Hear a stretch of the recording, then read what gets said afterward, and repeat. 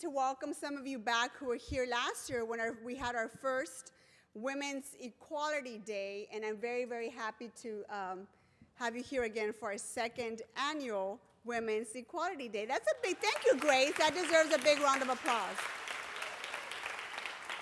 And I am especially happy because I'm going to introduce a pretty dynamic friend of mine who got elected this year and has joined me on the LA City Council, and that makes 2 females on the LA City Council. So that's a big deal. But I want to recognize a couple of friends that are in the audience that are here this evening. Commissioner Rebecca Nimberg, are you here? Please stand, Rebecca. Our City Clerk, Holly Wilcock. Holly, there you are. Thank you very much for being here. LA Fire Department Battalion Chief Kepner. Where are you, Chief? LA Fire Department Battalion Chief Crawley. There she is. Commissioner from Public Works, Luz Rivas. And she's hired as our new Executive Director of Cannabis, Kate Packer. Where is Kate? Kat, there she is. You pronounce it Kat, right? There you go. Give yourself a big round of applause for being here. There you go, there she is. Come and sit up front. You don't get to sit in the back. We also have with us our CAO Director, Rich Llewellyn. Is Rich here? He's not here, but I saw him eating, so he was here. We also have from our Office of Finance, our General Manager, Claire Bartels. From the Commission on the Status of Women, Nancy Perlman. Nancy, I saw you earlier. From the Rec and Parks Commission, Pilar Diaz. There you are. Thank you for being here. And from Personnel Department, Wendy Macy. Where is Wendy? Thank you very much for being here. You know, when I look back, it's hard to believe that it's been 97 years since women in this country got the right to vote. 97 years. And although sometimes when you turn on the TV, you can't help but to feel depressed about the state of our country. And more importantly for women, the fact that we just feel like we're constantly under attack from this administration, not only when it comes to our reproductive rights, but when it comes to anyone who actually looks like me, has my same gender, maybe thinks differently than I do, or quite frankly thinks differently than the administration. It's scary and very worrisome times. But when I think of Los Angeles and I think of the body of people who make up the city council, I am very, very grateful and blessed that I live in the city of Los Angeles. So, and for that, the reason we put this panel together is last year when we came together and we tried to talk about how do we advance women? How do women see themselves running for office, or how do women see themselves taking leadership positions, either through a nonprofit in their own community or running their own business, whatever you choose to do, how do we help you figure that out for yourselves? A lot of the feedback that we got from last year's event is that young people want to be able to relate to what we are talking about. So the fact that there's so many young people in the audience is not a coincidence. We really try to gear this panel and this discussion to be towards the things that you want to talk about. What is it that we can do so that you can relate to some of our positions, to some of our activism? How do you take it back to your schools, to your colleges, and to your communities so that you can see yourselves one day either being on a panel, running for office, or running your own business? And so the part of the discussion here today is to talk a little bit about that pipeline and how do we create that for you, but to see within yourselves the ability to be able to reach your dreams, and how do we make that happen? Earlier today, I was talking to my friend Courtney, who's going to be our panelist today, about how hard we are on each other. I'm going to introduce our guest of honor, and we often talk about the fact that women sometimes are the meanest to each other. Sometimes we do very, very little to support one another, and we don't cut each other any slack. Maybe we're having an off day, or maybe our hair's a little undone, or maybe we've gained a little bit of weight. I don't know what the situation is. But at the end of the day, we are really hard on one another.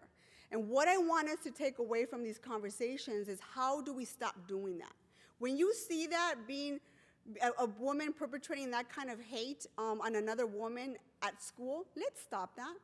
Let's be the women that helps one another. And instead of trying to break each other down, how do we build each other up? How do we do that as a community, a true community of women, of sisterhood, and how do we pass that on to the next generation of women? Sometimes we see each other on TV, or sometimes we're voting for another woman, and sometimes we'll stop and think, wow, you know what? I don't think she has this, and this that's not really something that I can relate to. I can agree to disagree on ideas. What I cannot agree on is the fact that somebody would vote against me because of the shade of my lipstick. That's just nonsense. And what we're trying to do here today is not only make sure that you can relate to some of the issues, but that we can create a network of women, no matter whether you're on you're on the shoe horse or you're actually doing something in your community. How do you galvanize that support and build upon what you want to do to be able to help other women in your communities? And that's something that, unfortunately, when I was growing up, I didn't have too much of that. My biggest role model in life is my mother. My mother was a seamstress who later became a factory worker. And my mom is one of the toughest women that I have ever met. My mom is wise beyond her years. She is now 78 years old. And the reason where I am where I am today is because of my mother. My mother, at a very young age, my mom came home one day and said, our company is about to go to Mexico, and I'm gonna be out of a job. And instead of my mom crying, she prayed a lot. We're very Catholic. She prayed a lot, and the rosary was always something she always, it was her secret weapon. But at the end of the day, my mom just didn't sit around and mope and think, oh my God, what are we going to do? We did some of that, and we did some of soul searching and crying. But at the end of the day, my mom went back to her factory, gathered all her women friends, and they did hunger strikes. They did demonstrations. They did everything humanly possible to be able to save their jobs, because some of them were the sole providers of their households. And that's what women do. When the tough get going, so do we. And so we need to instill that in our next generation of girls, that when you see a woman down, you got to do everything you can to build her back up. When you see a woman running, figure out what her issues are, make sure that maybe you are in line with her. But when you see a woman who's qualified for the job, let's do our very best to support that, okay? So let's make that a pact within ourselves. I want to introduce our panel, but before I do that, I want to introduce a very, very special friend of mine. Her name is Councilwoman Monica Rodriguez, and she comes to us from the beautiful district, Council District 7. And Monica and I went to high school together. She's younger than I am. I'm not afraid to say it. She is. Only 1 year. Only a year, but still, it's a big deal in our age. And the reason I'm so grateful that she's here today is because she joined our panel last year and she spoke about running for office. Now, this year, she can talk about getting elected to office. But Monica and I went to San Fernando, yes. Monica and I went to San Fernando High School, and we come from a long line of friends who are now in political office. What makes it so special is that neither one of us had to move into our districts to run. We are homegrown, and we are raising our families in the same community where we grow up. I want to see you running in South LA, because that's where you're growing up and raising your families. If it happens to be in Mid-Wilshire, if it happens to be in any of your respective districts, that's what we want to see. That's genuine. That's people who actually understand the communities they come from, and the reason that they want to serve is because they want to give back. So with no further ado, I want to introduce my friend, Councilwoman Monica Rodriguez. Thank you, Councilwoman Martinez. I tell everybody when people, typically at City Hall, a lot of people like to refer to us as council members. And I said, no, we're council women. We've earned that. Yeah. Okay? And I want to say something very special about my friend, Councilwoman Nury Martinez. There is nobody you want in your corner like that lady right over there. And I will tell you, I know we want to get to the panel, so I want to make this very, very brief. But for those of you that know my history, most recently, before becoming a council member, I served for 3 years as a commissioner on the Board of Public Works appointed by Mayor Garcetti, who has made it a mission in his administration to appoint many women to commissions, and in fact, more than 53% of the commissioners are women, and I'm so grateful to know so many of them. But it was that opportunity that helped to provide me the exposure that made this step that much easier. And it's still difficult. Never underestimate how difficult it is. But I want to point out something, because I'm a mom, just like Nury. I'm a mom, and I have a 15-year-old and a 17-year-old, and I'm a little bit of tough love. And I want to say something that I hope gets really to the root of why we're all here this evening. You know, last year we had this incredible show on the streets of Los Angeles where nearly 500,000 people went and marched in the street. And then everyone got lost the day after. The conversation that we're having here tonight doesn't start and end tonight. It has only just begun.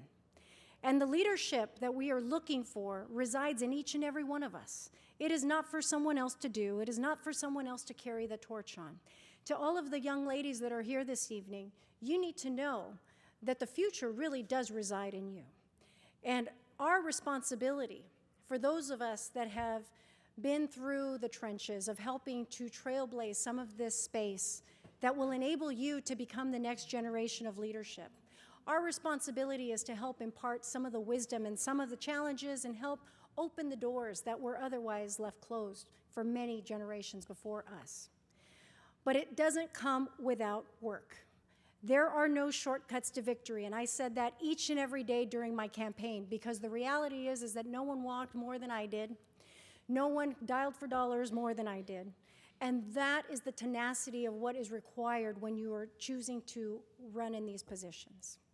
So I want to say to each and every one of you, if you haven't written a check, and if you haven't volunteered on a campaign, you haven't done the work that it takes to help enable the next generation of leadership to come up. So I want to make sure that tonight is just the start of the conversation, but that each and every one of you are going to be a part of transforming the leadership in this city, because it requires each of us to have each other's back. And I really hope you take that to heart, because there are no shortcuts to victory. I am so honored to be here, to be the second woman on the Los Angeles City Council, to be the third Latina ever in the history of the city of Los Angeles, to be the first for my district, but the second from the Northeast San Fernando Valley. And I look forward to many more of you joining the ranks, because there's a lot more work for us to do together. Thank you so much, and have a great evening. Thank you, Councilwoman. We've been joined by a really good friend of mine from Council District 8, Councilmember Marquise Harris-Dawson. A staunch supporter of women, right, Marquise? Yeah. He's got his talking points down. Oh, no. He's a good man. We also, during the reception, we also had Councilmember Paul Kekorian that was with us. I think he left, but he was here, right? So thank you very much for coming. So we're going to move on to our panel. Are you guys ready? All right. So I am very, very honored to introduce a very, very special friend of mine and tonight's moderator, Courtney LeBeau. Courtney currently is a consultant, speaker, lecturer, and a published author on a variety of topics, including ISIS, counter-violent terrorism, counterterrorism, and women in politics.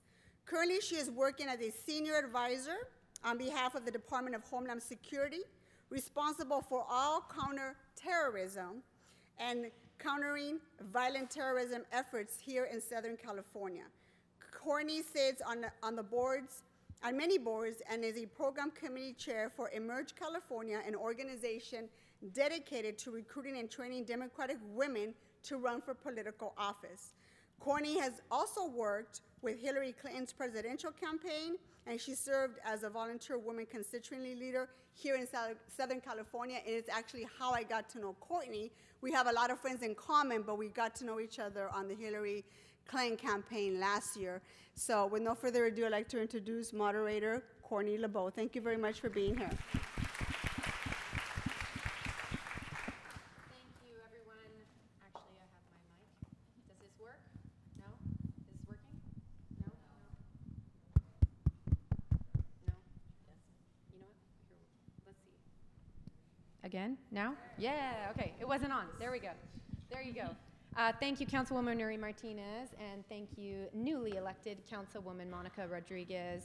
It feels so good to say that. Two names, I have to say. So honored to moderate this panel today.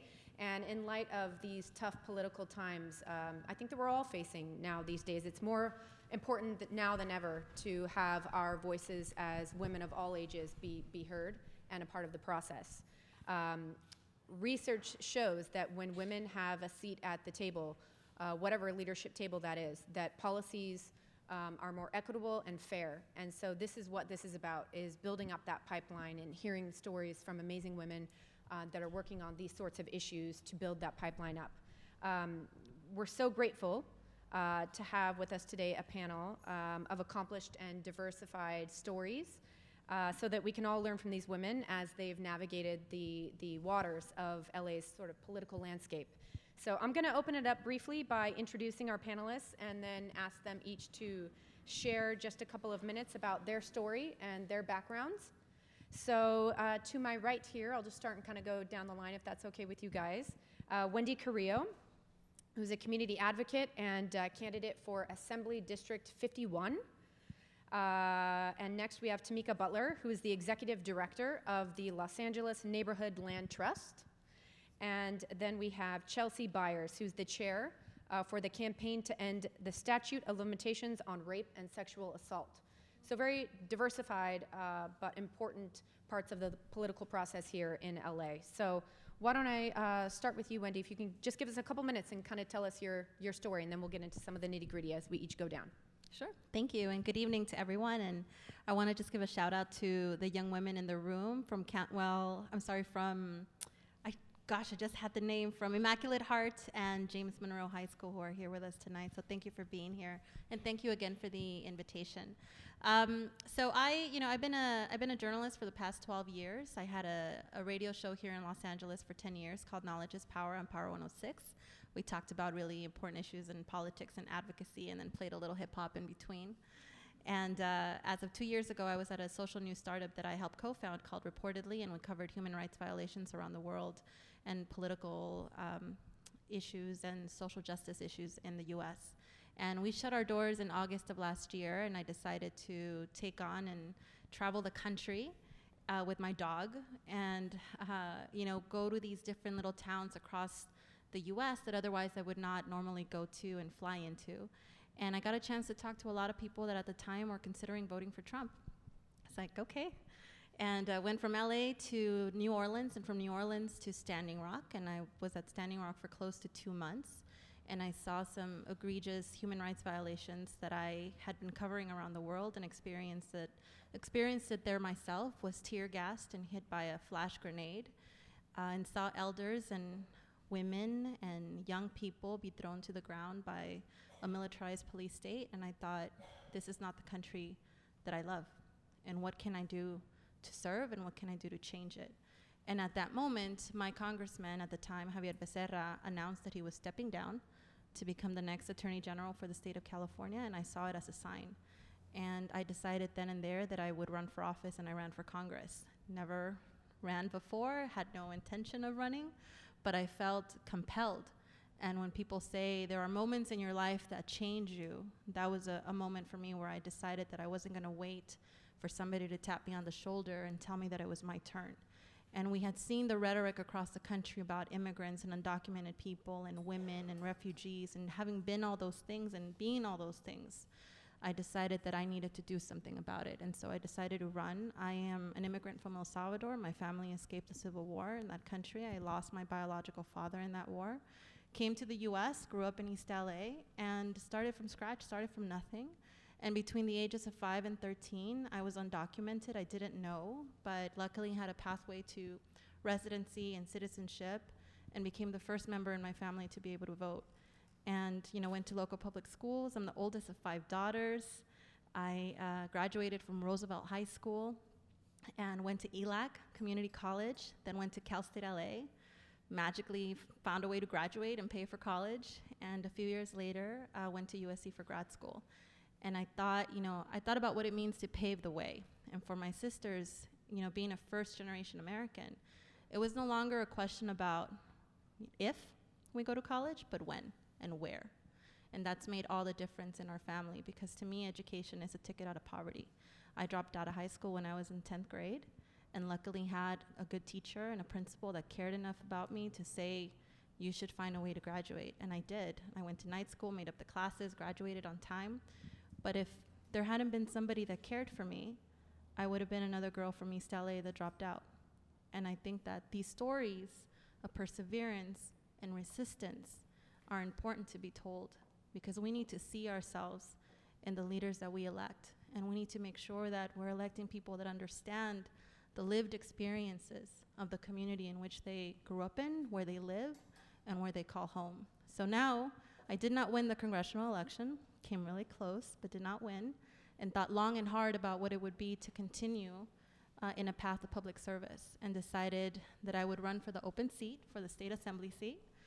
And election is October 3rd, just around the corner, and decided to keep pushing and keep moving, because there's tenacity, there's perseverance, there's passion, there's love for community that isn't replaced by anything else. And so when people say the future is female, well, I think the present is female. If you look in this room and you look in this panel and you look at the movement that is felt across the country when it comes to women's rights, when it comes to the future, when it comes to education equity, when it comes to pay and gender equity, and we must do what we can to persevere. And so that's a little bit about me. And I look forward to more questions and getting to know all of you. But I think most importantly, most of all, it's like whenever someone tells you that you can't do something, you just smile right back and prove them wrong. So thank you. You say, watch me. Watch me.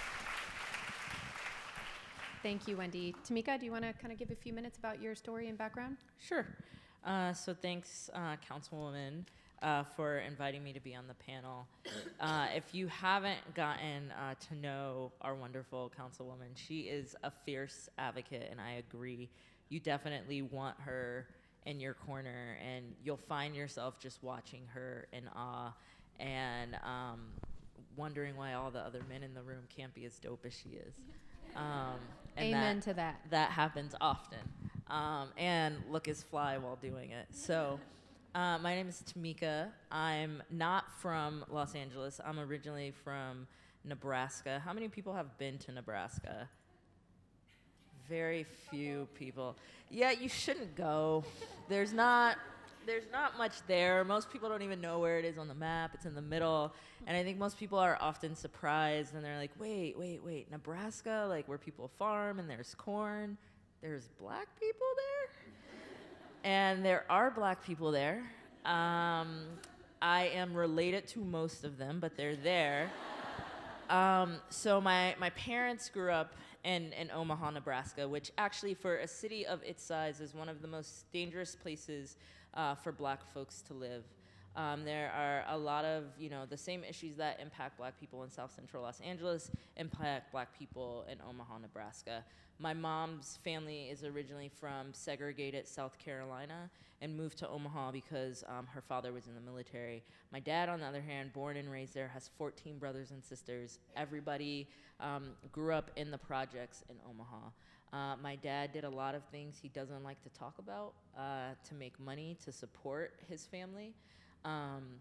And to make it when, they didn't know where they were going to get food, and when my grandmother was already working multiple jobs. And so he eventually joined the military to try to pursue a better life. And that was great for me. I was told by my older sister that before they joined the military, they were on government assistance. She always tells me I don't know anything about food stamps or government cheese, and that I really missed her favorite years, mainly because I wasn't there. But my dad joined the military. I was born in New Mexico, and then my family moved to Greece, and then my family moved to Las Vegas, Nevada. And then when my sister was in middle school in Las Vegas, there was a drive-by at her school. And so my parents said, we absolutely have to go overseas again, and so they moved to Okinawa, Japan. And I was in Okinawa, Japan from 2nd grade until right before I started high school. And I will never forget the day my dad came home and we were in Okinawa, and he said, I got orders, I have to move, and in the military you get to kind of, rank where you want to go. And he asked my sister and I where we wanted to go. And we said Florida, California, or Hawaii. Like, those are the only places we will go. And then he came home a few months later, and he's like, we're going to Omaha. Which was... None of those places. None of those places. I feel like my mom just posted about going to the Ariana Grande concert, and I don't even want to know why she was there. But, like, we didn't even have places that could have concerts when I was growing up in Omaha. And my dad does intelligence work, so I don't really know what he does. But he was specially requested to go to Omaha. There's actually an underground bunker in Omaha, and it's a really high security clearance because I guess people figure no one will ever bomb Omaha because it's Omaha. And so I went to high school there, and I think just, you know, being a woman and being a woman of color, I'll never forget getting to Omaha, and I had gotten relatively good grades, and my mom went into the school and she's like, we need to sign Tamika up for honors classes. And they just lied and said they didn't have any honors classes. And it was only because, you know, I was a black woman that they didn't think I could handle the honors class. So they put me in like regular, you know, classes, which are fine, but I quickly got bored. And then they're like, oh, wait, we'll put you in honors classes now. But I had to prove myself. And I think as women, we're constantly in those situations where we have to prove ourselves because people just don't believe that we could be who we say we are. And so, you know, I got through high school. I ended up applying to a lot of colleges. I really, really, really wanted to leave Omaha, in case you haven't picked up that theme. But my parents didn't have a lot of money. Just because my parents were in the military, we were the highest earners. My dad has a lot of brothers and sisters, and so we were really helping to support a lot of the family, and so they couldn't afford for me to go anywhere unless I got a scholarship. And so I got a scholarship to go to college on a full ride in Omaha at our like local Catholic school, Creighton University. And if you don't think there's a lot of black people in Omaha, let me tell you, at Catholic schools in Omaha, there are not a lot of black gay people at all. And so I really stuck out there. And I had a really great college experience until I was an RA my junior year, and my supervisor sexually assaulted me, and we were kind of in a relationship, but not really, because I was a student. And again, as a young black woman, no one believed me. It was that I must have been over-sexualized. I must have wanted it. And again, having to constantly prove yourself. And so I got through college, and I remember just going through that treatment, realizing I have to figure out what I want to do. And my parents said, you have to be a doctor or a lawyer. And so many of us young folks of color have that experience with our parents, who haven't necessarily, you know, my parents didn't go to college until after I went to grad school. I was really the first person in my family to pursue higher education, and only because they forced me, because they believed education was a tool out of poverty. And you know, our parents, they think to be successful, you have to be a doctor or a lawyer. Those are professions that they don't have to worry about us, that they know will make money, and they know eventually we'll make enough money to take care of them. And so that's what they want us to do. And I remember thinking about my options and thinking, I pass out at the sight of blood, and med school is really long, so I'll just apply to law school.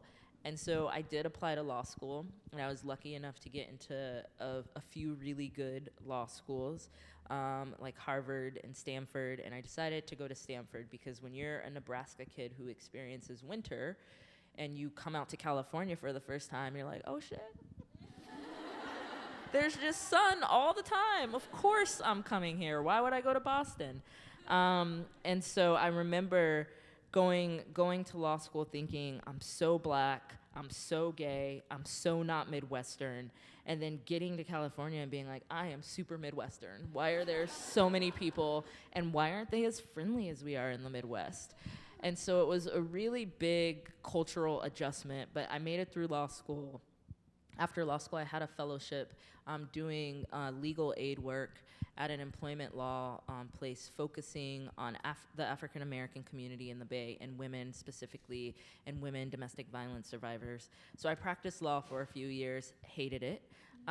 which, life lesson, like we have to do what makes our parents proud and we have to do what makes them happy, but we also have to think about ourselves, because if we don't do what we want to do and what makes us happy and we don't follow our passions, eventually you'll end up as a lawyer in San Francisco being like, what am I doing? And I fell in love with a woman who lived down here, and so I ended up moving to LA. And LA has been a really interesting experience for me. I think being a Black person in California generally is a really interesting experience. But I think being a Black person, here in LA, very similar to the Bay, where our community is disappearing. And I think our community is disappearing everywhere. We're being incarcerated, we're being over-policed. As a Black woman who also represents as a Black man, I have this very unique experience of understanding what it is to be treated as the angry Black woman, but also to be treated as the dangerous Black man. And like sometimes that's great, right? Like at events like this, when the line to the women's bathroom is really long, I just walked into the men's bathroom, went into a stall, no one said anything because no one assumed that I was a Black man. But when I walk down the street, when the police stop me, when I'm with my white wife, they treat me as a young Black man. When I'm in the workplace, I'm treated as a Black woman, and I'm treated as being angry or overly emotional. And so I think just being constantly aware of where we are and who we are, and knowing that we have to embrace ourselves and we have to be confident in who we are, but we also constantly have to be on edge. My mom would always say to me, I'm worried one day I'm gonna lose you, and not because of who you are, but because of who they think you are. And just constantly knowing that is something that we have to walk through the world with. I think I still try to find joy.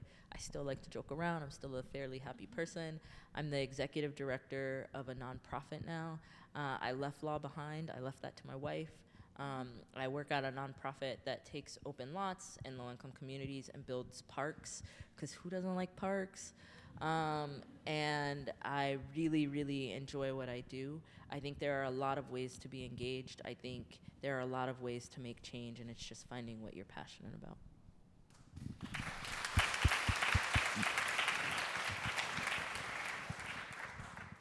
Hi, everyone. Go for it. Can everybody hear me? Okay. Hi, it's great to be with all you all. Thank you. Thank you to Councilwoman Nury Martinez. It does feel really good to say Councilwoman, so that's awesome. It's great to be with you. My name's Chelsea. I'm also not from Los Angeles. I'm from Arizona. And while it's getting a really bad rap with Trump there in Phoenix tonight, I'm proud to say that that's my home state. I'm really excited and in solidarity with the folks fighting in the streets right now against Trump and his fascist policies. So it should be exciting to turn on the news tonight and see what's happening in Phoenix. Backing up, I am here as the chair of the campaign to end the statute of limitations on rape and sexual assault. I'll get to that because it's been a journey. I guess I grew up with a strong lens for justice. I was that kid, first, second, third grade, just screaming, "That's not fair," anytime something seemingly unfair happened in my classroom. And my teacher very, very early on told my mom that you're gonna have to watch out for me, that I'm gonna, make a big deal out of things that don't seem right. And that continued to be the trend through high school. I was known as a troublemaker, but all around things that ended up working out for the best. I would, start things, ruffle feathers, but, around things like, why isn't there an LGBT center on my campus? Why don't queer kids on my campus feel like there's safe space? Oh, because there is no safe space. And starting to knock on the door and ask those questions as things came up. Those things came up for me very regularly, and I credit my mom for creating me as a really open person who kind of just was really aware of what was happening, seeing what was going on in other people around me, and making their issues my issues, and taking that fight in whatever way I could to wherever I could and whoever needed to hear it. So I continued on through high school and through college that way, finding places where my voice in whatever way I wanted to utilize it would be respected and heard. One of those big things that happened to me very early on was an internship with an organization called Code Pink, where it was an anti-war, or it is an anti-war, anti-militarism organization made up of mostly white women. And that was a really interesting space to be in, again, early on. But what it showed me was that, there's lots of different ways of entering this conversation. And I, as a young white woman, had a lot of privilege to use and to access. So I used that. I ended up going to a lot of spaces where, not everybody would be seemingly recognized as, I guess, a friendly ally in that space and what that looks like. In 2016, on January 20th, I walked into a Trump rally and decided that I was going to make sure Donald Trump was not going to finish that rally. So I walked into the front of the room while the rally's happening, and he's up there, and I stood up on top of a barricade and unfurled a banner, and I recognized that not everybody can do that kind of thing. But he looked me square in the eye and said, to hell with her, that's a young woman that just doesn't know any better, and I think we all know very differently at this point that he's wrong, not me or anyone else throughout his campaign that shut him down. But he ended up not finishing that rally. I was dragged out. I wasn't incarcerated or arrested, and I know that's because I'm a white woman who had a very easy time getting away with the police. So saying those things, knowing those things, and being in the world today now, it just continues to keep me moving forward in a way where I have to take leadership from those most impacted and use my space to talk from a position that may not be my own, but to work together in community with folks doing that. So all that to say, here I am chairing the campaign to end the statute of limitations on rape and sexual assault. I got involved with that work May, I guess, of 2016, because I was, really scared and really heightened. Again, I guess I had put the fact that women's bodies and lives, I'd taken it for granted that we were doing as well as we were when all of a sudden Donald Trump was out there talking the way he was about women and our bodies, and I was furious and looking for work to do in this space. I couldn't believe to learn that California, now that I'm out here, California had a law that said that you couldn't report a crime as horrible as a rape that would happen to you if it happened 10 years ago, 10 years in a day. So if a statute of limitations expired, you were no longer allowed to have your case heard. And knowing everything that we know about rape culture that we live in, how oppressive it is, how hard it is for people to speak out, that only 20 to 25% of crimes actually get reported in the first place, and that varies in communities of color, immigrant communities, it just goes down the line. That was insane to me, that we would maintain a law that would prevent a survivor or victim from having their story heard. And we all know the Bill Cosby trial is happening, right, in a big way. It's the biggest example of what a statute of limitations can do to prevent justice from being heard. There's 60 plus women that will never have their stories heard because the statute of limitations exists in a state. So September 2016, we successfully abolished the statute of limitations that exists in California, which is a really amazing work. Tremendous campaign. It passed through the California Assembly unanimously. I always want to say that. So once people knew that this law existed, they were really quick to overturn it. And so that's the work of grassroots activism, right? Shining the light on places where it may be too dark for everyone to see. The reason why it's so important to have women at the table, because we probably would have prevented those laws from being signed into law in the first place, right? To continue, there's 30 other states that still maintain these laws. Some states never had a law. My home state of Arizona never had a law on the books. Other states, those laws are as bad as 3 years. So we're really trying to fast track these campaigns, work with legislators to get legislation off the ground. I have a campaign training and background, so raising up campaigns and training people to do that work is really my passion. I can, point at a ton of issues that need work, but if we don't have the leadership to take on those issues, that know how to go and advocate, that know how to use a full spectrum of tactics, and I'm saying, go shut down a rally if it's needed, and go lobby your legislator when that's needed too. If we don't have people that know how to access that full spectrum, then we've really got a long way to go. So we have to be considerate about the work that we're doing, how we're raising up leaders through the work that we're doing to be able to take on those campaigns as they continue to need to happen. That's all. Thank you. So I think as you guys can all see, these are three very different perspectives and three very different walks of life that I think we can all learn from. And so two things. I want to ask you guys to think of some questions. We'll do some Q&A sort of at the end. And maybe for the next half an hour or so, in terms of keeping to time, I want to ask you guys some kind of more pointed questions. And I want to start, since we have so many amazing, beautiful, young, intelligent, smart women in the audience, I want to ask a question that might be helpful for these young women. When you look back at your high school time, or actually I should say your sort of activism, was there one particular moment when you guys were growing up, whether that's in junior high or high school or whatever age that was, that kind of sparked something in your heart? You know what? I want to be doing this. I want to make a change. This is what I'm supposed to be doing. Is there one moment that you guys can sort of look back and point to? You want to start, Wendy? Sure. I feel like I've been an activist with a protest sign my entire life. My very existence of being alive is a sign of protest. In many ways, I'm not supposed to be here. In terms of coming from a country of war, surviving that, living in a neighborhood that at the time was riddled with gangs, and just surviving and fighting my way to where I'm at. But I have an uncle who identifies as Chicano, and he's one of the authors of a book called the Mexica Handbook. And I think I must have been like 10 years old when he took me to a Black Panther Party rally in South LA. And I just remember feeling this sense of justice and feeling empowered. And it's in many ways been the foundation of my work. I remember marching in East LA in Boyle Heights when Cesar Chavez was alive in one of his last marches, when Cesar Chavez Avenue was known as Brooklyn Avenue. In high school, I had friends when I was in 9th grade that were seniors that had graduated and gone to UCLA, and Prop 209 passed, which ended affirmative action. And so I must have been like 16, my friends were like 18, 19, they were freshmen at UCLA, and they were chaining themselves to trees and chains and came back to Roosevelt to like organize us, and then we were protesting because affirmative action is a way in which a lot of communities of color got access to higher education.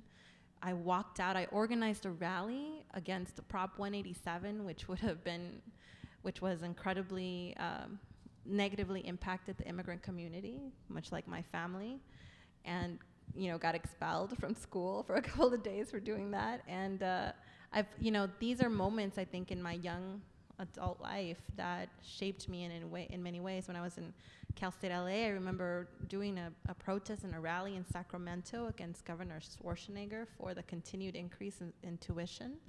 But I think now all of those things, but most poignantly for me, it's really been my activism at Standing Rock. Like to fight for tribal sovereignty, to fight for our right to clean water, to fight against corporations and a little guy has really changed me. I've always been someone that says, oh, there's a rally, there's an immigration rally, there's something going on, I'm gonna be there, I'm gonna show up, because part of it is just showing up. But that like really just dramatically changed me in terms of like where I see myself now as no longer a young woman, but now somebody that wants to take ownership of how I want this country to be. And so I think for me, it's just been a sense of a foundation of what the absence of justice looks like and what I can do to fill that void, whether it's showing up, whether it's bringing someone with me, and just being present and saying that I don't fully understand everything and I don't know every issue, but I am more than ready to be an ally, and I will learn what I do not know, and I will not be afraid to ask questions. Because I think learning is always the best way in which we can build intersectionality of all the issues that impact our communities, and it's only that working together that we're actually going to be able to make a difference. So I hope that if you find yourself in a place in which you're not sure what to do, just ask a question, get a buddy, go, be involved, and learn. And if it's not for you, it's not for you, but you're going to find something that you're going to be passionate about, that you're going to be more than ready and willing to advocate for.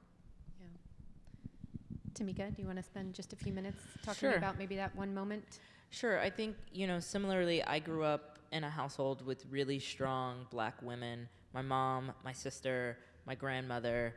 I think whenever you have someone in your life who grew up, whether it's from a war-torn country, for my grandmother, being part of segregation and knowing what that's like, when you have those folks around you, it kind of influences you to be the person who says something when things are going wrong, and to be the person who speaks up. I think even when I lived in Japan, I remember I played in this soccer league where I was on the only American team in this completely Japanese soccer league, and I was the only girl. And it was, you know, just embedded in me that, like, you know, just show up, like, just be comfortable with who you are. But I think for me, the pivotal moment was actually a moment where I didn't do anything. And when I came out to my parents when I was in middle school. I told them that I had a girlfriend, and they were like, that's totally fine. We already knew you hate dresses. Like, we love you anyway. And then I think their theory, my sister was really bad. My older sister, she did some things. And they wanted to parent me differently, and they felt like they always said no to her. So if they just said yes to me, I would grow out of it. And so when we moved back to the States, the girlfriend I was trying to date long distance in Japan, which is impossible, she started dating this guy. And so I was like, I'm going to start dating a guy to show her, even though she'll never know. And I started dating this guy, and my parents were like, it worked. But I kept, like, just breaking up with this guy, and I just kept being like, it's not you, it's me. No, it's really, really me. It's not you, except for the fact that you're a dude. And I mean, we're best friends now. He's very gay. He was in my gay wedding. I'm gonna be in his gay wedding next month. But I remember being in high school after I had finally, like, said, you know, goodbye to him for the last time, and promised that since I broke his heart, I would hook him up with the girl of his dreams, and then shortly thereafter started dating that girl. I realized that everyone knew I was gay. Me and this girl would, like, you know, we would always be holding hands in the hall. We were, like, very open about our relationship at school because her parents did not allow her to be gay if they could control that. And I remember the other gay kids who weren't as popular as me, who weren't, you know, captains of the basketball team and didn't have, you know, friends, you know, throughout different friend groups. They would get picked on all the time. The gay kids, and I mean, I'm older than a lot of you, and not that I think it's easy to be gay now, but it really wasn't easy to be gay in the Midwest when I was in high school. And I remember seeing other kids get picked on, and I just didn't say anything. And even though I had been raised to say something, I was scared. And I was scared that I would get picked on. And everyone left me and my girlfriend alone. And so why would I stop them from picking on these other kids? And I remember at some point, I got serious with this girl, and I wanted to tell my mom that I was gay again. And so I made her watch this Lifetime movie about the daughter being gay. And then the movie was over, and I was like, so? She's like, so? And I was like, I'm gay again. And she lost it. And she was not okay with it, and she didn't speak to me for a year. And I mean, I'm a high school kid. My sister had just gone to college. And my dad at that time was away a lot on his secret missions that he couldn't talk about. And we didn't know how long he'd be gone. And so it would be things like, Mom, I need lunch money. And she would say, you're not my daughter. Go find it somewhere else. And I remember, you know, I think oftentimes gay kids can go one of two ways. They start getting into a lot of trouble. They start acting out. Or the way I went, like, you try to be an overachiever because you're like, if I'm perfect in every other way, my parents will definitely love me. So even though, you know, a lot of people drink in high school, I didn't ever drink. I still have never had a drop of alcohol in my life. I got really good grades. I played on every sports team, and I was just like, my mom will love me. And she never came around, and she just never talked to me. And all of a sudden, you know, I was watching these kids getting bullied at school for being who they were, but meanwhile at home, I was also being shut out and turned away. And I remember becoming really, really suicidal and really, really sad and just like, it's not worth it. Like, I'm a perfect kid and my mom will still never love me. And I remember going to visit my sister's dorm in college, and she had like a safe space sticker on the outside of the door and was like, do you want to tell me anything? And I was like, no. And then one day I called her, and I was crying, and I said, I can't do this anymore. Mom hates me. She's never going to love me again. And she's like, hang up the phone. I'm going to call back. Don't answer it. And we do not cuss in front of my parents, even to this day.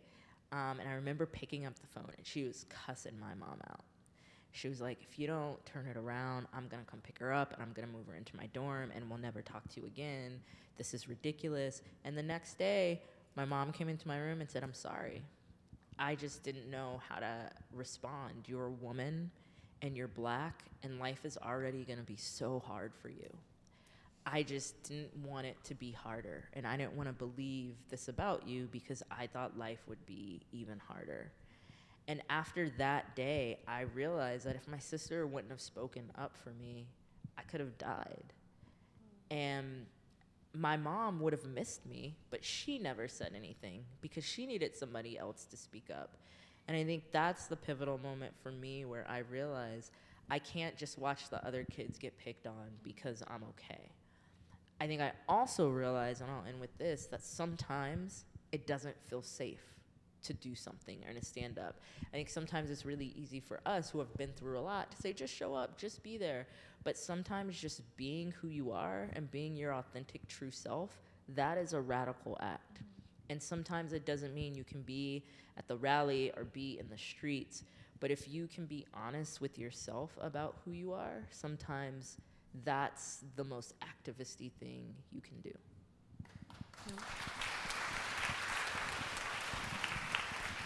Chelsea, do you want to just spend a couple minutes talking about that pivotal moment for you? Sure. I think most people, we've already shared that it's a lot of moments, right? Like it's not just one wake up, aha, this is it, I'm going to be an activist forever moment. But then like in hindsight, looking back, there are a few of those big things that step out. And I'll just share that like this one feels really good for me to say. There's a moment in high school where my Spanish teacher said to the class, if you are gay and if you smoke pot, you amount to nothing in life. And I just kind of sat there like listening to this teacher in my high school public school class say that, and like that was it. I was like, is anybody gonna like say anything? And I kind of just looked around and like nobody said anything, and I said, you can't say that. Like, you can't say that. And then, I mean, like a week later, I was not in that Spanish class anymore. I didn't get my Spanish credits in high school, and like I was bummed about all that. But I remember that moment so clearly. The very next day before I got kicked out of the class, a barrage of my friends went back into the class, and we had shirts that said, love them for who they are, not for who they love. It's like really catchy in 2008.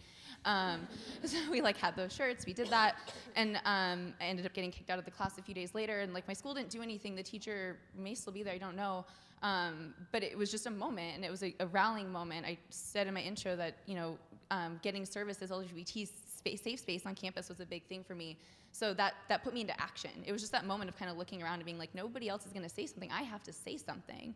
And so, you know, if she could only see me now in my third year of organizing West Hollywood's Cannabis Education Forum and, you know, being at Pride in LA, like it's hilarious. But, you know, that moment really stands out for me because it was a turning point into putting all of my reactionary, like you can't say something, into a, yeah, and you got to do something now about it too. So showing up the next day with my friends, you know, not being a part of that class, doing the work to create the spaces that didn't exist on campus, that was all what followed from there. So I guess that was that moment.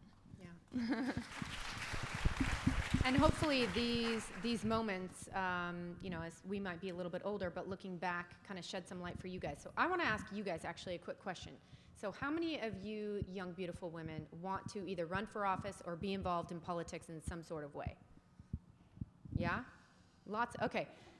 So I want to ask you then, Wendy, because you've run for office, what do you think the barriers of entry or some of the things that really scared you or that you encountered could maybe help some of these beautiful women as they're thinking about running for office?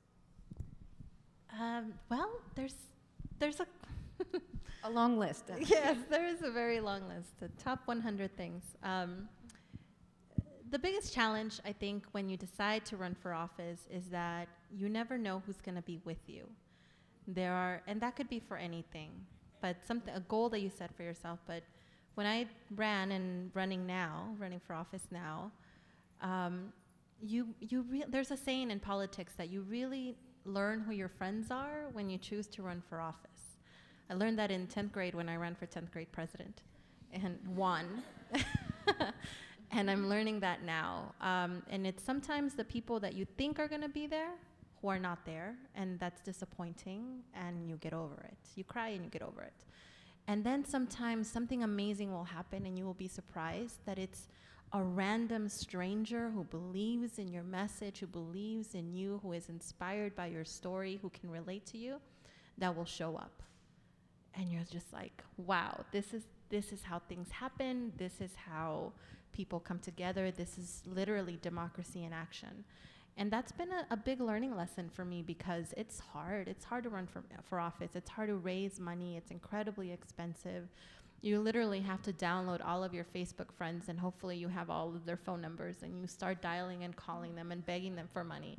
And you download all of your iCloud contacts, and you call them and beg them for money. And then you start putting things together like community events and coffees so that people get to know you. It's very time consuming. And you know, the interesting part now, it's what I've heard is, you're smiling too much. Okay, don't smile. You're not smiling enough. Okay, smile. Wear your hair this way. Okay, no, that doesn't look good. Wear this color because this, and it's just like all these things that I'm sure men don't ever hear. Nobody tells men you should wear some foundation because you look tired, you know? Or you shouldn't, like Councilwoman Martinez said, that, you know, the shade of lipstick that you're wearing will offend someone. Or, you know, try to sound perky, but not like a cheerleader. Just smile, you know, and it's just so many things of like what to do, what to say, what not to say, what to wear, what not to, and it's just, whoa. Remember when Hillary was running, and, you know, if she would sort of raise her voice and act, you know, with an authoritative manner, it was, why are you so angry, right? So it's that same kind of stuff. Absolutely. And at the end of the day, like, you have to go home and you sleep and you wake up at night and you have to be conscious and happy with how you are. And if you want, I remember I showed up to an event wearing Chucks, and my people on my team were like, that is not what an elected official wears. And I was just like, my feet hurt, and I've been walking all day, and this is who I am, and this is the way it is. Like, I'm not, you know, gonna run around in heels all day because I have a bad knee and I can't. But, you know, you get to be who you are, and ultimately you get to change perceptions, and you get to run the kind of campaign that you want to run, and you get to be your authentic self.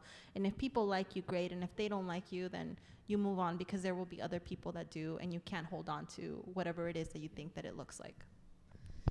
I want to ask you guys both, we have a couple minutes left, so quickly, but when you look back, who was your mentor? And why do you think having a mentor is important in terms of how it shaped you and where you are today? I think for me, no matter what I do, I always try to think of, I don't want to do anything, I don't want to say anything that I wouldn't say or do in front of my mother and my grandmother. So in some ways, they're my mentors. And that doesn't mean that I don't, you know, keep it real. But I want to be true to myself in ways that they will appreciate. And then I think, like, professionally, I have a lot of mentors, and so it's hard to name just one, because I think you have to, especially as young women, I think women are harder on each other, like we heard earlier, but when there are women who say, here's my email, reach out to me anytime, I'm happy to help, you have to follow up. And I am one of those people who, like, collects business cards and, like, follows up. And I think that's really important. And you don't necessarily have to do it for everyone. And sometimes you'll go to one of those coffees and you'll realize, oh, that really wasn't a connection.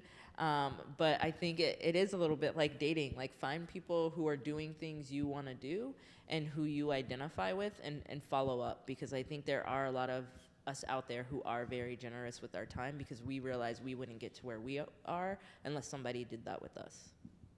Chelsea? Same thing? Yeah. I think the mentor thing is actually really important. I think that's really important for us as women as well, to pull people up. I know so many women have done that for me, if I can just interject that in. So I think it's important for us to do that for others. I want to ask you guys as well, in these sort of political times that we're in, right, which it's just, you turn on the news and it's something new every single day, and it's hard to, I think, sometimes keep your head up and to continue to fight, although we've got to do it and we've got to continue to make the change. But if I ask each of you, you know, when you wake up in the morning, what is that one thing that inspires you to continue to fight and to push? In just a couple minutes. You want to go down the line, Wendy, again? Sure. Something that inspires me, I think I'm inspired by everyday people who live their life authentically, who, regardless of their situation, care about justice and care about equality and care about fairness and care about making a difference. When you're running for office and people give you money and there are caps as to how much money people can give you, it's not always the maximum amount that makes the big difference. It is the single mother who gives you $50 because they believe in you and they trust you. And I wake up in the morning thinking about all the people that have put their trust in me and hoping that I get to represent them and fight for their issues and be a champion and an advocate and a partner to what they believe in and what they want in their community and what they want for the state of California. And I think about these people and I carry the stories of who they are. I carry the stories of my ancestors. I carry the struggle of my grandmother and my mother who have done so much. And on this very important day, I think it's important to acknowledge the women in our lives, our sisters, our aunts, our moms, our grandmothers, who, if it were not for them, we would not be where we are. And I think about how heavy a burden that is, but how beautiful a burden that is as well, in that we get to create the kind of city and community that we want. And that's what inspires me. It's really beautiful to think about the stories of people, the stories of perseverance, the stories of resistance, the stories against fighting against adversity and overcoming and saying damn, we are ferocious human beings. We can do and be whatever the hell we want to be if we have the tenacity and courage to do it. And if we refuse to let other people's obstacles get in the way of who we want to be and what we want to create. And I think for me, I wake up every morning thinking about these stories and thinking about the change that we can create, and it's inspiring. I think for me, it's women of color. And it's not just because I am a woman of color or because I'm a woman who loves women. I always think, if we're going to get out of this, it's going to be a woman of color who's leading the way. I don't know if it's going to be Auntie Maxine. I don't know if it's going to be one of our council members. But I don't think it's a mistake that the people we have on LA City Council who are women of color. And what I really appreciate about what you were saying is we need white women as allies to know when we need support and when they can use their privilege as accomplices. But when to get out of the way. And like Marquise Harris Dawson said, when to not talk. Because I think women of color and I think trans folks of color, they inspire me because, again, their mere existence. We grow up in a world where, especially as Black folks, we aren't supposed to make it. We're just not. And we are magical Negroes because we always figure it out and we find joy and we keep pushing. And I love that you say, you can shackle us and we're still fighting to get free. You can build a wall, we're digging tunnels. It doesn't matter. Women of color will figure this shit out. And so that's what inspires me. I think a comment like that is ever so important in these particular times as well, that after what we saw a couple weeks ago, I echo that. Chelsea, do you want to just real quick? Yeah, I'm inspired by everything that we've said. It's the arc of history that we're in, right? We've inherited these struggles, and I'm determined to not leave struggles as bad or worse for the next generation. I think that drive and will of we are people and we must be better, that command of growth and opportunity that we have in ourselves as individuals to better relate to each other, to extend a hand every single day is an opportunity to do that in one way or another. And I get tired. It's hard work to do this. And knowing that every single day is a new opportunity to make a better connection, to improve the life of somebody is inspiration in a big way for me. And I want to ask you guys as well, I know at Emerge California, we have seen such an uptick. I kind of like to call it the Trump bump, where so many women who may have never, and men as well, but we're talking about women because it's Women's Equality Day, right, and week. And so there are so many women that may have never been a part of the political process, so many young women who have never been a part of the political process. And I think now that there's so much to harness, and there's so many people that want to be a part of the change and to have a seat at the table. So I want to ask you guys, how do we cultivate that interest? I want to get to Q&A, and I want to ask you guys one more question each. So just quickly, but how do we cultivate what we're seeing right now, if I call it that Trump bump? How do we cultivate that activism and that interest that so many women of all ages are expressing? I was fortunate enough to have been invited to the Women's March on Washington, where I got to speak, and I got onto that podium with like millions of women across the sea with pink hats forever and a day. And it's inspiring, and I think that we're feeling a moment where women have an opportunity to like make incredible change, and we just have to harness it. And we have to harness it on a local level. We have to ensure that women feel confident to run for office, to become commissioners, to be chiefs of staff, to be in positions of influence and power, and like, a Hamilton musical, like be in the room where it happens, and create change. And it's challenging, and I think the biggest challenge, even with organizations that support women to run, is that the financial part of it is very real. Like the money part of getting women elected into office is very real. And so we have to figure that out. We have to figure out what that looks like, but ultimately we have to keep encouraging, and we have to build a bench, and we have to bring women with us. So if you're going somewhere, like call a friend, don't go by yourself, like bring someone with you. And don't be afraid to go somewhere as well. Even if you're the only one in the room and you don't know anybody, like make a point to introduce yourself to someone else, and keep connected and keep on pushing, because it's only through pushing that we're gonna move forward. Yeah. I'll just go to Chelsea, since we'll just switch it up, and then we go to Tamika. So how do we cultivate this leadership? I think in every single day and every opportunity we have to be training and mentoring people. Throughout the campaigns, the work that you do, find people that you can grow with, be a part of.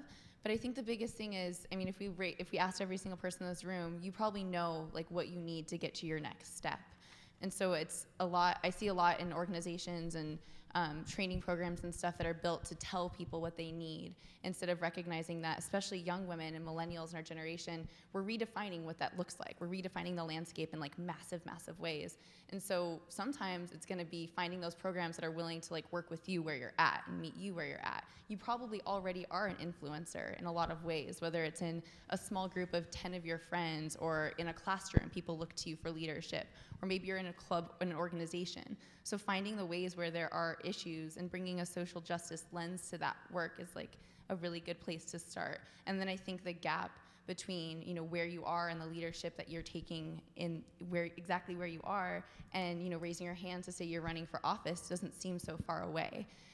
So it's just identifying people where they're at, equipping you with exactly what you already need to do that work, and start lifting up people from that place. Because I think it's a big daunting task to immediately want to put your hand in the air and say, oh, I'm ready to run for office. But you're probably already elected, a leader amongst your friends. You're probably already recognized in a workplace as somebody who's out there, putting their neck out there in a bigger way, talking about things differently. So how do you start from that place and move forward? I'm really interested in figuring out those things, filling the gap of taking action and being an activist in the space that you live and work as it is. Tamika?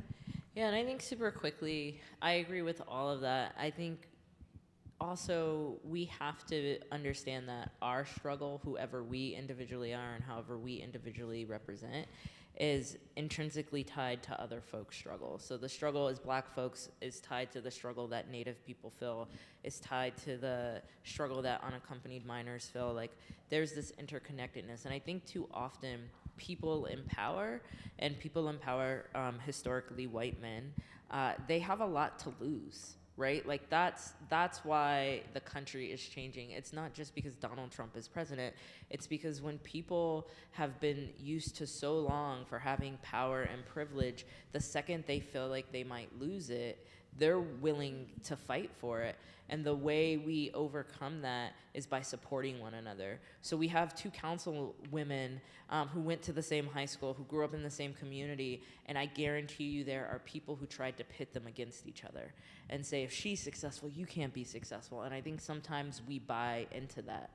And I think, how do you, instead of getting FOMO and like think like if somebody else gets some, you're gonna miss out, like how can you support other people who are doing work and know that like if she gets some shine, we're all gonna get some shine. And if like she does something good, we're all gonna be able to do something good. And maybe that means you wanna run for office too, but maybe it means you wanna work behind the scenes, or maybe it means you wanna run a nonprofit, or maybe it means you wanna be an actress. But we need us all to win. And so instead of pulling each other down, how do we support each other and support each other's struggles and show up for each other? We all have a lane, you know? We all have a lane. So I want to open it up to you guys for a few minutes of questions. And I want to thank all of our panelists, too. I mean, awesome perspectives, right? Hopefully that gives you guys diversity in answers and some perspective on this, all of their experiences. So can we take a couple of questions? I see one right here.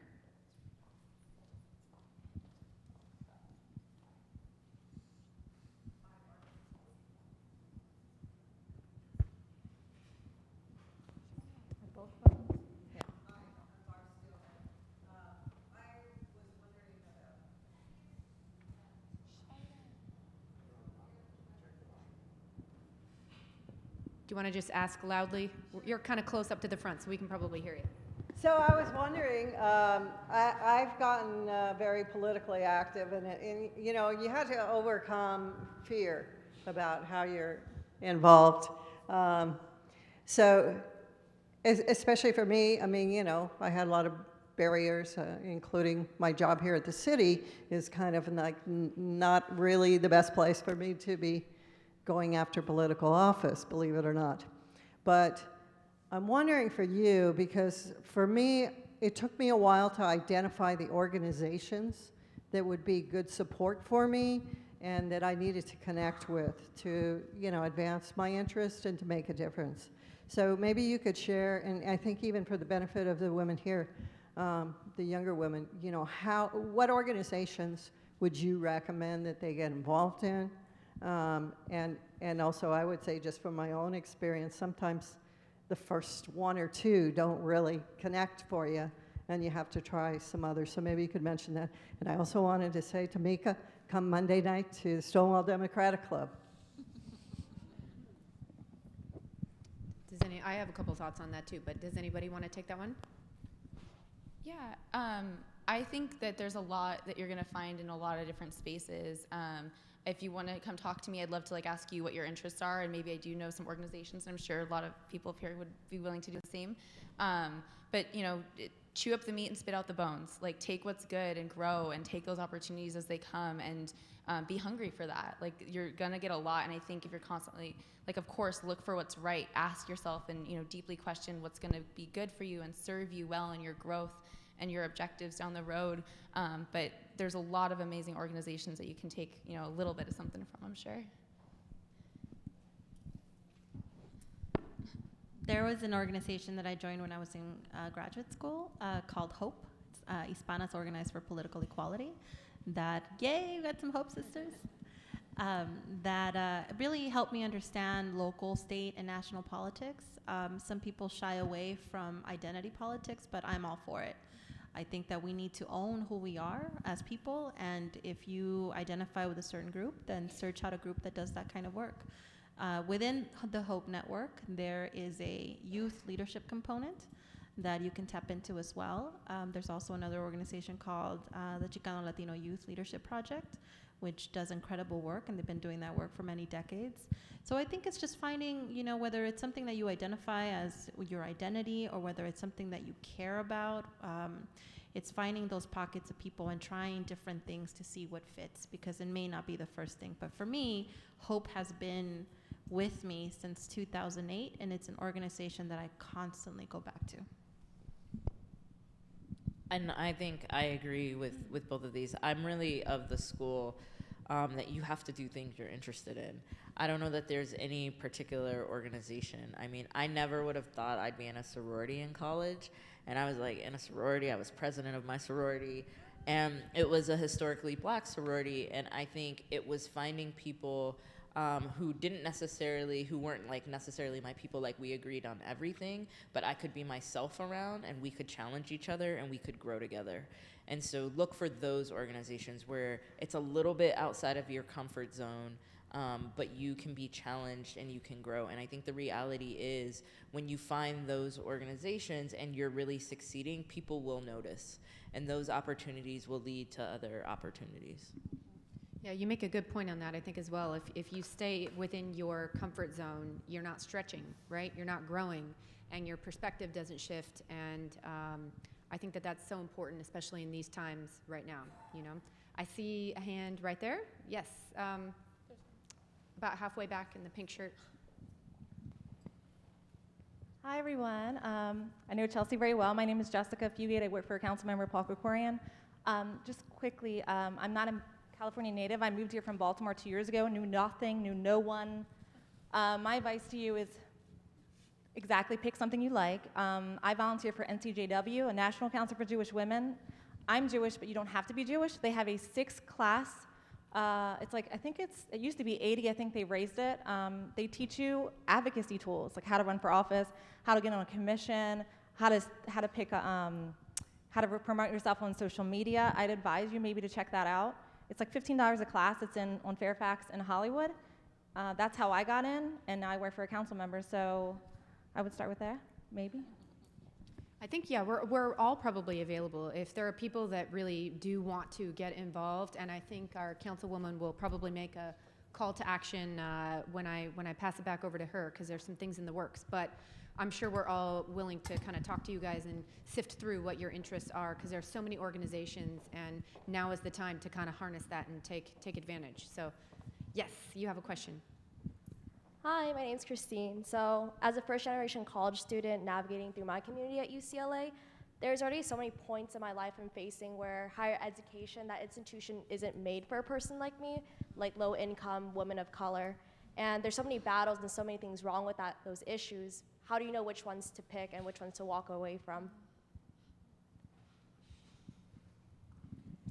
Yo, that shit is real.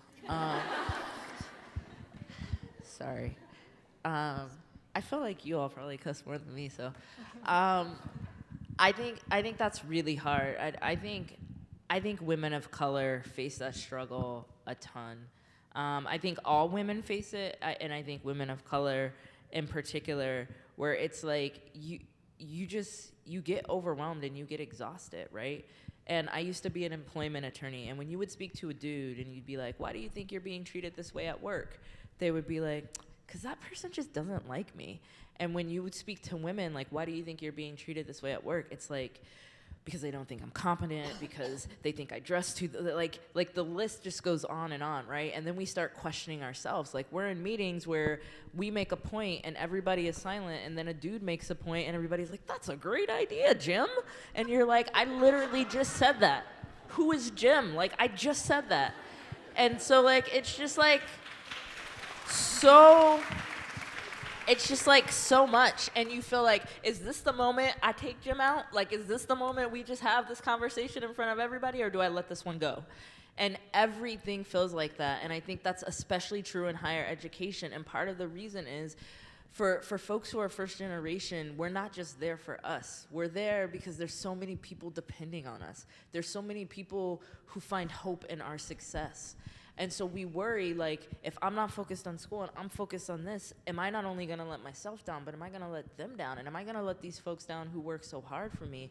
And I think, earlier we heard the councilwoman say we have to be nicer to other women. I think we have to be nicer to ourselves, too. And I think only you know the answer to that question. And there are going to be some things where you're like, nah, Jim, today's your day, bro, because I'm coming for you. I'm ready. And then there's going to be other days where you're going to be like, bye, Felicia. Like, I can't, Jim. Like, no, I will not meet you later for coffee because I hate you. But you won't say that. You'll just be like, I'm busy, Jim, and smile. But you'll be thinking that, right? And so I think you have to make that decision for you. But you also have to realize, like, we do what we do as women for all the folks who came before us, for all the folks who depend on us. But at the end of the day, if we're not our best selves, we're gonna let them down anyway. So we can't burn ourselves out and we can't die for every battle. You just have to be clear about what are your values, what are the things that are most important to you, and where are your lines? Like, what are your deal breakers? What are the things that you absolutely won't stand for?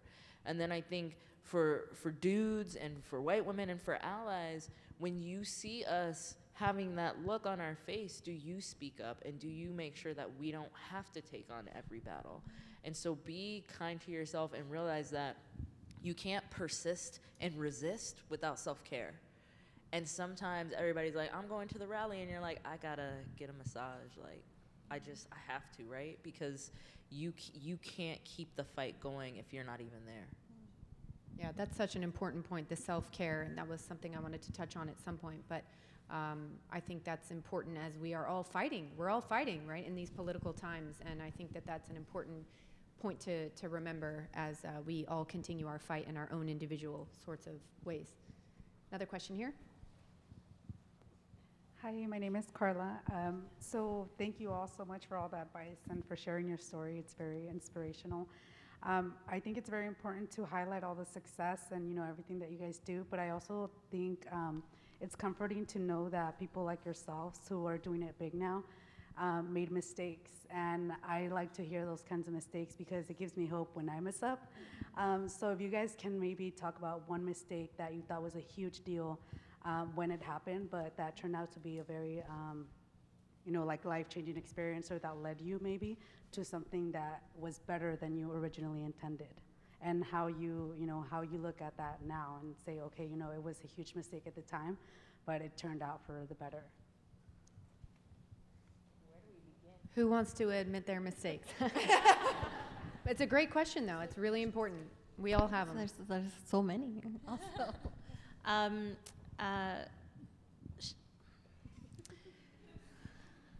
There really are a lot because we are flawed human beings.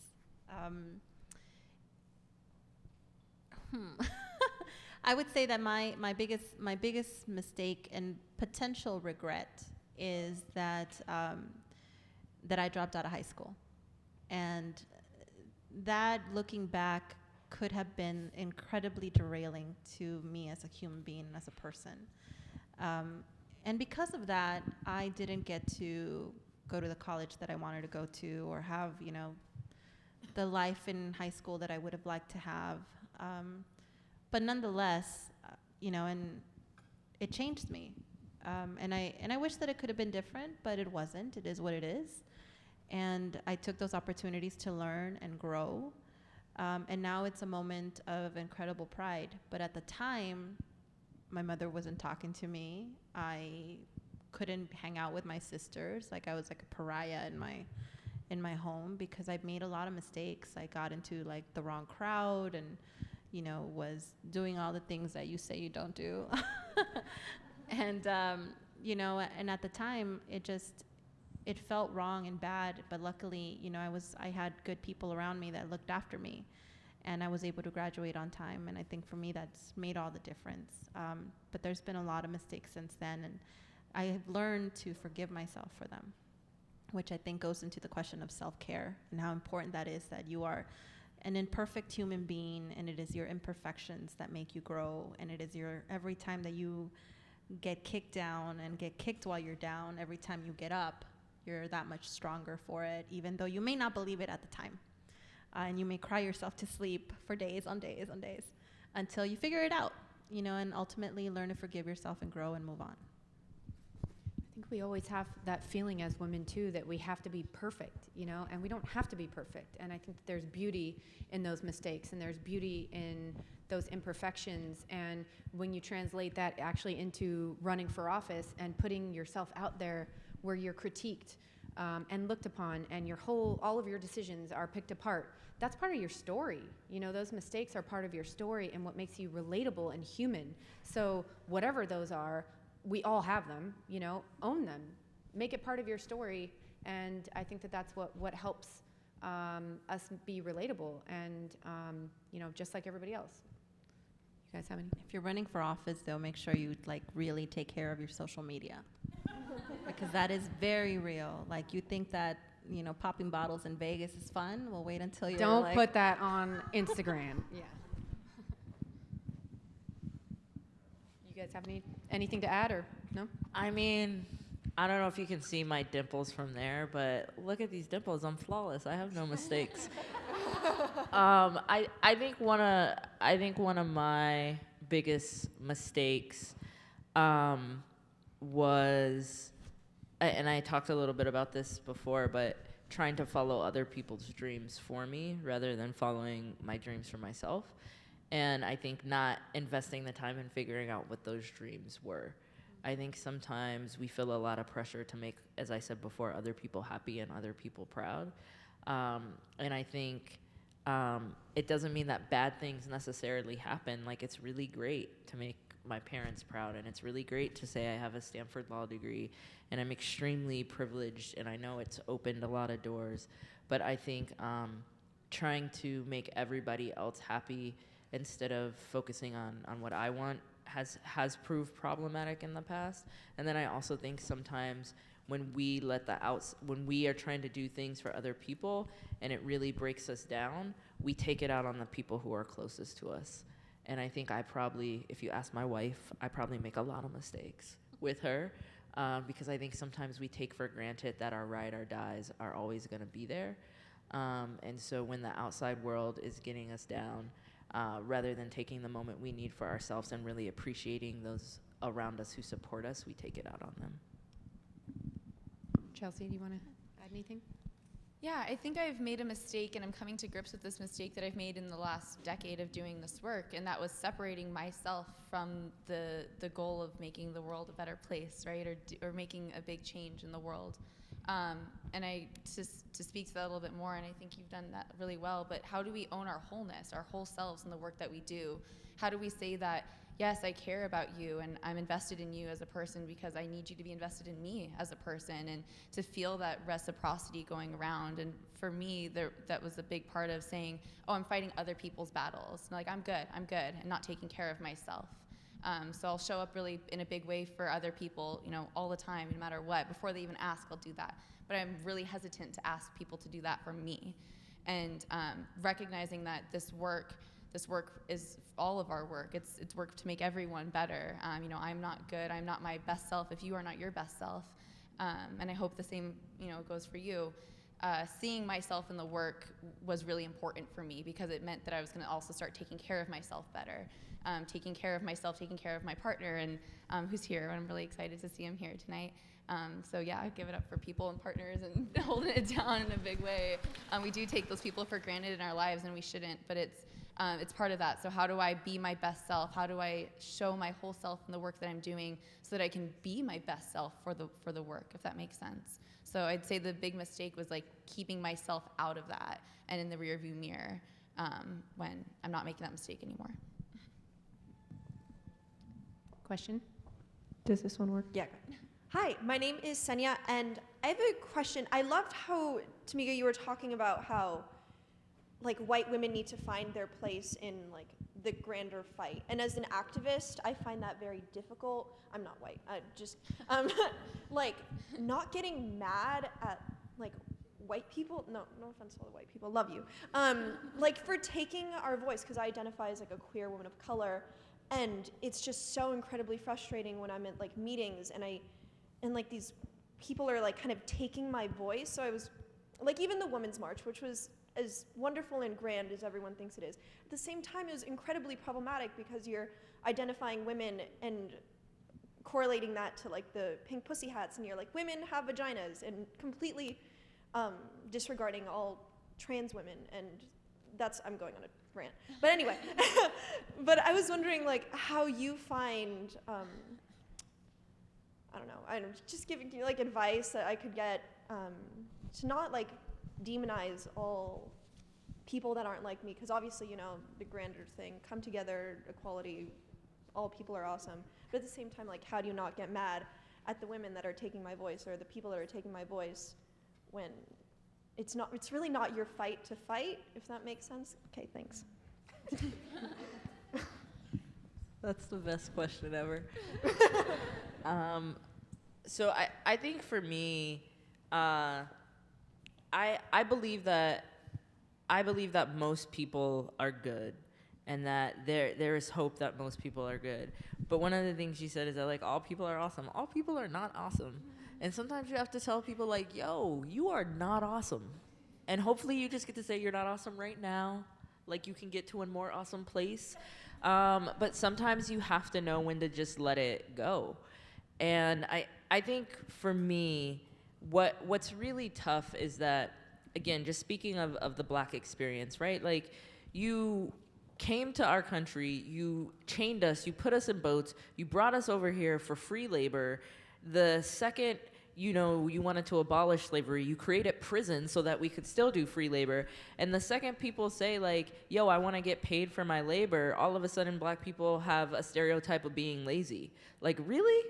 Like, you did all of that and you think we're lazy because all of a sudden we ask to be valued for what we're providing for this country? And I think that, to me, points to white fragility. And I think it's hard because you always can't get involved in conversations about white fragility and white privilege. And I think, consistent with all of my other answers, you have to do it in a way that is true to you. If you ask to touch my sister's hair, she will cuss you out. She's just like, why are you trying to touch a Black woman's hair? Like, no. If you ask me if you can touch my hair, I'll probably make a joke. I'll probably make you feel slightly uncomfortable, but then I'll, like, explain why. And neither response is wrong. Both responses are totally justifiable and totally okay. And I always tell folks in my office, there's a poster of Martin Luther King and there's a poster of Malcolm X, right? Because we needed both. Like, white folks were scared of Malcolm X. And Martin Luther King, for a lot of white folks, was something that they could handle. And so we need folks who will have delicate kid gloves with white people when they're stepping out of line and when they're voting for President Trump and when they're responsible for what's happening in our country. Like, we need some folks who are really gentle with them, but we need other folks to be unapologetic about their problematicness. And I think you have to know who you are in any given situation, and you have to be okay with that. And you have to be able to push back. What I always told my mom when we talked years later about how upset she was when I came out is it's because she made it about her and she wasn't thinking about me. She said she was thinking about me and how hard my life would be, but she was thinking about herself. And so we have to be able to tell folks, like, this isn't about you and you're making it about you. And I don't want to hear what you think, like, in this particular moment. Like, it's really hard for me to be in a meeting with you the day after election when you're crying and like, oh my God, how did this happen? This is the worst thing ever. It's like, Trick, I've been Black in America my whole life. You think this is the worst day of my life? Like, and so I think you have to know who you are and how you respond and how you educate and how you help other people grow. And you may decide that's not your work, but then how do you support the people who are doing that work? And how do you step away in the vein of self-care when the white problematicness is just too much? And then for white folks, how do you not make it about you? And how do you do the work on your own? And how do you get, like, when white people are like, well, what can I read? What can I do? I don't know, because if you ask me what to read, guess what? I'm going to Google it. And you could do that. So why are you making me do that for you? And so how do you do the work on your own, and how do you support us, and how do we come together, all of us as family, to fight white supremacy together rather than being offended by the term? Yep, go for it. I'll just give you a quick tool that I've learned, and I learned this through Hope, actually. And that's when I was in any organizing space or organizing room or room where we were talking about issues, we all took a pledge at the very beginning to understand when to step up and when to step down. And that was simply, we set the tone very early on in the conversation as to, if you're speaking too much, like, acknowledge that and step down. If you see a fellow brother or sister in the room that hasn't spoken up, make sure you provide space. And therefore, it's an equal playing field for everybody that's in the room and at the table to make sure that all voices are heard.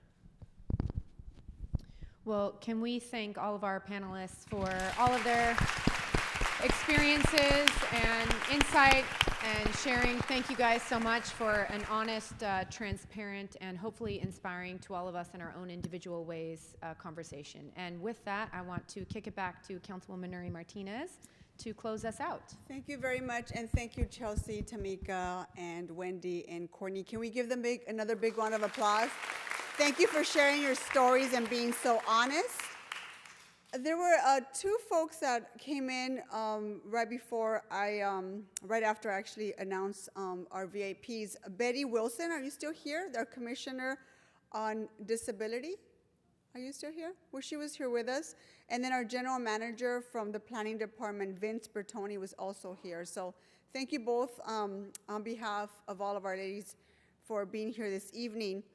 I really enjoyed some of the questions. I think, last year we did a little bit about, we asked a lot about sort of how do we own our mistakes, or sort of how do we become unapologetic for who we are. And I think we did that a little bit last year. And I like the fact that those questions were asked this evening.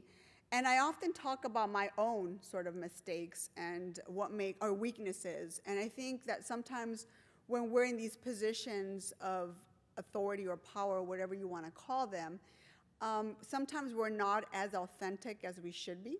And sometimes we're, not only are we hard on ourselves, but we also don't always like to share some of our weaknesses. And I think it's really important. I do it as much as I can because I'm not perfect, nor do I pretend to be. I think sometimes we are incredibly difficult on each other, but most importantly, sometimes we're difficult on ourselves. And I talk about that a lot when I give talks about what it is to serve on the city council, what my journey was to get here. And one of the things I often talk about is that I have to cut myself some slack. That sometimes I'm not gonna know everything, and sometimes I'm not gonna be as prepared as I would like to be, but it doesn't make me dumb. It doesn't make me not interested, and certainly it does not make me unprepared for the job. So the issues of being qualified and owning that and being proud of who you are, I think, are really important. And as young people, I don't think we're told that enough. As young people, I don't know how any young person is doing it these days. When I was growing up, we didn't have the Facebook and what is the other thing, the Snapchat, the Instagram, and we weren't in such competition with each other. When I was growing up, it was still safe to play outside. It was still safe to be able to walk to school and walk home, and I knew who my neighbors were. And we live in a very different type of world. And that's why I bring it back to it's really important for young people, especially our women, to see us model, but do it in a way where we respect each other and we hold each other up. Because as much as you want to take that nice picture on Instagram or that selfie, sometimes that stuff about how we look can become so overwhelming, and that's all you become. And that's not who you are. And as young women, we need you to lead. My daughter needs you to lead, because you will be leading us into the next century. So I just want to make sure all of us take that. I don't know how. I'm raising an 8-year-old daughter, and I don't know, it terrifies me to death for her to become a teenager, especially in the kind of world we live in. So I just want to applaud you for being here. And I look at this direction because I see 2 rows of young women. You're all beautiful. You are who you are. And make sure you don't ever forget that. Authenticity, especially in the work that I do, unfortunately, is not something that I always see. I try to be who I am. I don't make any apologies for that. And I try to stand for something. Be someone. Be who you are and stand for something. What you believe in, your morals, your values will take you a very long way. So thank you for being here. Give them a huge round of applause to all the young people in the audience. And the last thing I want to leave you with is pay it forward. If you know a young lady couldn't be here today, invite them to things that you're now in our network. You're part of our family. You're part of my family. I will put you on a mailing list, and I will keep you as connected as I can. Connect with me back and forth, and then take this information and pay it forward to the other young ladies who couldn't be here today for a variety of reasons. It's a school night, and I recognize that, especially for LAUSD kids. Sometimes it's a transportation issue. Sometimes our parents just simply don't want you to come to City Hall on a Tuesday evening. So pay it forward. Make sure you connect with people. And the other thing I wanted to announce is that we are starting in our office something called our Young Women's Advisory Committee. It's new. I'm going to kick it off next month, and it's geared towards girls between the ages of 14 and 21 throughout the city of Los Angeles. And the reason I want to do this is because we heard from last year's audiences that they needed to hear from people that they can relate to. I want to create a committee of young people that can relate to each other and that can also keep a close network about what you're doing, but we also want to identify ways in which the city can serve young women better. What are we doing in Rec and Parks Department to serve young women better? What are we doing in terms of the environment? How can you be champions of our environment and perhaps help us identify in ways in which women perhaps are not being served in other departments, especially young people? So I want to give you a platform to be able to come together and do that. I want to ask you to just stay tuned either on my website or on my Facebook page. We will release the application and then distribute it to as many young women as possible. I do want to reach as many young women as possible throughout the city, and I intend to have this committee meet on a quarterly basis, and I want as many of you to apply as possible because I really am serious. You are the future, and we're looking to you to make sure that we leave a better city for generations to come. So please do that. Do me that favor and apply. I would not be here if it wasn't possible for my extraordinary staff. And I want them to stand up because they put up with me, which is a lot. On a good day is a lot. Can you imagine on a bad day? And I want them to stand up to be recognized. This event could not be possible without Arcelia Arce. She's in the back. She's the lead on all of my women issues, and she is the lead on this event for Women's Equality Day. This is Arcelia. Everybody should get to know her because she's usually the one that emails you and puts a lot of stuff together around women. So thank you, Arcelia. Alexis Marin is in the back. Well, no, you're there. You moved up. Alexis, stand up. She also is on my staff, and they both work here at City Hall. Lisa, my executive assistant, is in the back. She was also very helpful with logistics. Stephanie Rivera. Stephanie, I hired from our Ready for Women fellowship program, which is a paid fellowship that I have during the summer. Stephanie is a graduate of that fellowship program, and she was that good that I hired her. So Stephanie, also thank you. Yvette, we just hired. Yvette also is a graduate and alumni of our fellowship program, and she also was just hired. You've been on board for about 2 weeks now? 3 weeks? 3 weeks. So see what can happen when you're that good? So thank you, Yvette, for being here. And from the district, we have Lauren. Lauren works out of my Van Nuys office, and she takes care of the Lake Balboa area. We also have Elizabeth from my Sun Valley office, and she takes care of my Arleta community. So these are the women that make it happen. There are a few men on my staff. I want to give a quick shout out to Adam, is in the back, my communications director. And how can we leave out that guy that everybody mentioned, Jim? Jim is my chief of staff. And we tell Jim what to do in the office. But and Forrest, my God, Forrest, say hello, Forrest. Forrest is in our City Hall office, and he also comes from our internship program in the district, but he's the photographer for tonight. So I just ask you to please give one of our interns, give my staff a big round of applause. I would not be able to do it without them. They're extraordinary people. So again, thank you very much, ladies, for being here this evening. And I just want to remind you that Women's Equity Day is not today. It's actually on Saturday, August 26th. So post something, talk about the history of the suffragist movement and what it took for women to be able to have the right to vote in this country. Do not ever take it for granted. It's a big deal. Let's make sure that we get the word out, and let's just stay active, and let's just love one another and continue to do that, okay? Thank you very much for coming.